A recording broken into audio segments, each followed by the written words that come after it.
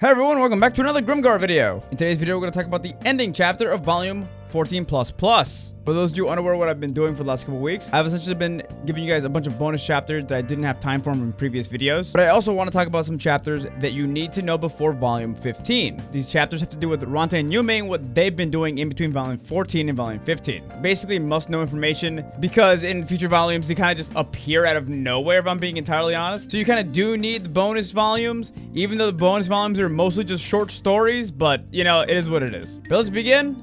And if you like videos like this, hit the like button, share it, tell me in the comments down below, and let's get into it. Volume 14++. If I Could Meet You Again. This chapter takes place, just like in the last video, at the very end of the volume. And it starts with Yume and Mahagana. God, I can't say her name. Here's what her name looks like. Training on an island. They're both very close to naked, and they're basically fighting super hard. Trying to essentially take each other's clothes off without the other one taking their clothes off. That's kind of like the little game they're playing. Yume loses. But what we get from the text is Yume has gotten a lot physically stronger because she's able to keep up with Mahagana in this state. We then get Yume's internal monologue explaining what's basically happened, and it turns out that she and Mahagana kind of got shipwrecked on this island a couple years ago. So she's been on this island for about 3-ish years, and she's very upset that she hasn't seen Haru and the rest of the party in such a long time. Mahagana and Yume then see a ship off in the distance, and Mahagana and Yume first think that they're essentially just having like hallucinations because they've been on there for so long. But Mahagana then decides to say fuck it and swim out into the ocean, and Yume follows her as well. They get on the boat, and the boat seems to have a bunch of people from the Red Continent. They cannot understand each other at all, and the people on the boat try to attack Yume and Mahagana, and Yume and Mahagana actually take them all out. Not killing them, but beating the crap out of all of them. Mahagana then forces them to bring them to the nearest island so they can, see if they can get back home. Along the way there, they had to put down a mutiny. And then when they got to the island, the pirates again tried to mutiny for a third time. It got so bad that Yume and Mahagana just kind of said fuck it, jumped off the boat and just swam the rest of the way to the island. While they were on the island, they spent a couple of either weeks or months essentially living there, eating the animals and fruit and dealing with the people on the island that they couldn't understand, mistreating them, and they did have to beat them up a couple times as well. Eventually, they saw a K&K ship on the port. For those who are unaware from Volume 12, K&K was the company that Mahagana actually works for. They immediately ran over, and Mahagana decides to dropkick one of the workers into the ocean for some reason. Mahagana then sees Kashirji, this fucking guy, who's the main character from the spin-off novel. No, I'm not going to cover it because I hate the spin-off novel. And she starts having a bit of an emotional reaction to seeing him. They then take Yume and Mahagana and actually take them off the island. They also plan to bring Yume near Grimgar so they can actually let her go home finally after 3 years. While on the boat, Yume and Mahagana actually train, even though Mahagana is more focused on Kashirji, because she's kind of like just in love with this guy for a little bit. I don't know. I don't really care too much about this, but she is essentially training. They have a final showdown where they kind of show each other what they've learned. And Mahagana kind of just absolutely wrecks Yume completely and tells her that there are always going to be people stronger than you. You need to be prepared for that. Foreshadowing. The next morning, Yume decides to walk around the boat when it's very early. He then sees a topless man with a body that makes her body have a reaction to seeing him topless. It's Renji.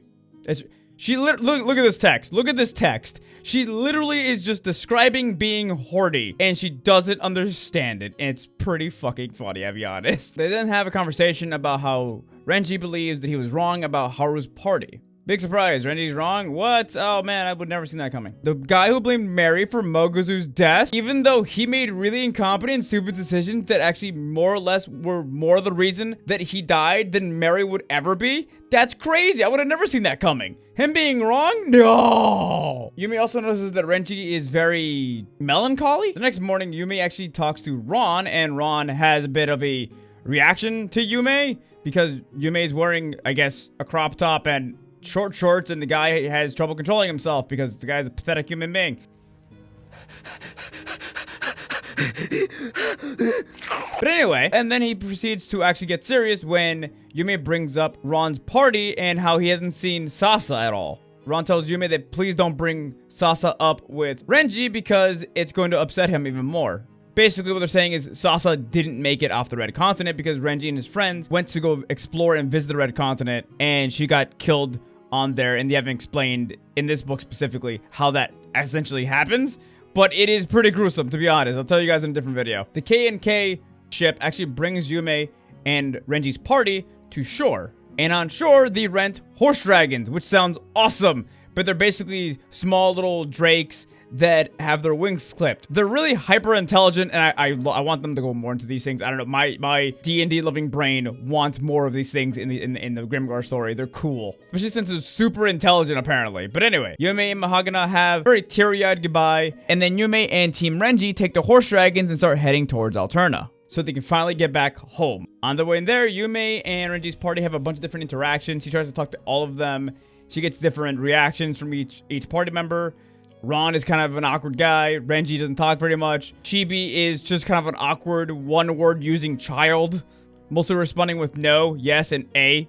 Odachi seems to be a grumpy tsundere. Like, you know, he's one of those guys. At night, Yume does have some conversations with Renji, and she does try to get him to actually open up. And funny enough, she does a pretty decent job of getting this guy to actually open up and like talk a little bit about how he feels about Sasa and all that stuff that's happened in the Red Continent. But Renji's really hard to talk to. The guy just has no social skills when it comes to talking about his feelings. Eventually, they get back to Alterna and meet Brittany at the office where the story mostly started in. You know, the office where Brittany gives everyone the money and signs them up for being volunteer soldiers. Renji and Brittany actually have a nice little greeting. Brittany then proceeds to explain that there is probably going to be a giant war coming soon, which they're not really sure yet. And he also explains to Yume that her party is still missing and is MIA, which Yume immediately freaks out and just gets emotionally numb and walks out of the office. And a couple moments later, she's like just wandering through Alterna, eventually getting to the Hunters Guild without really realizing it. She then realizes that she doesn't know what MIA means. You're a fucking idiot. Then is immediately distracted when she realizes that she sees her master, Itsukushima. They are then immediately attacked, and they have to let all the little wolf dogs out of their cages and the Hunters Guild to save them all. Yume and her master actually get separated in the middle of all the chaos. Yume gets cornered by a bunch of undead orcs, goblins, and dire wolves. Yume then proceeds to absolutely beat the shit out of everyone in the vicinity. I am not kidding. This girl punched a dire wolf to death and kicked it off a bridge with like 1 or 2 hits. At some point, the orcs, undead, goblins, and other animals around her were so scared to get near her, they just surrounded her. She was actually planning to break through the encirclement when she eventually hears a guy talking and telling everyone to back down. And Tagesashi, Ranta's old master from when he was in Forgin, actually shows up and challenges Yume to a 1v1. Yume does fight him, and he is completely outskilling her. However, she does have one move she can do that she thinks she can actually take him down, but also she's most likely gonna die.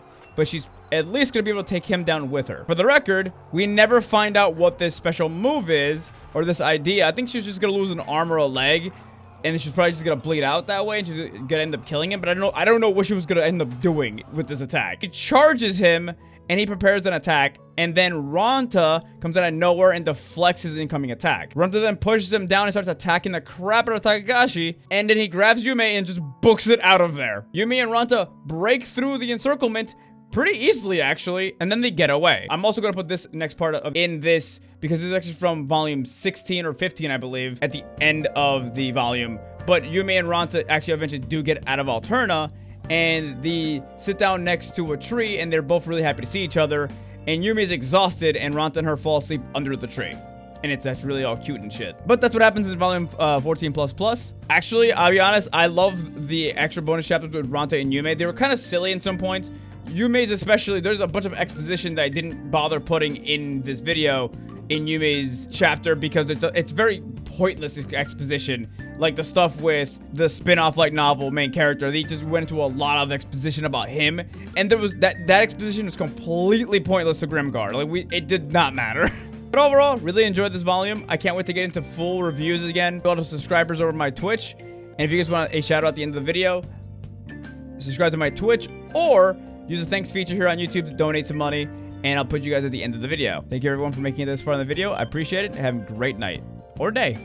A special thank you to my Twitch subs, Wustera Hysteria, Average Gamer, XXX, Kinsukun XXX, Demonic_Wicked, Van_Hoopenstein, Taco Bell, Josias93, Ba'awada, RJS Problems, and Noble Apple. Thank you all for the subscriptions this month. I really appreciate it.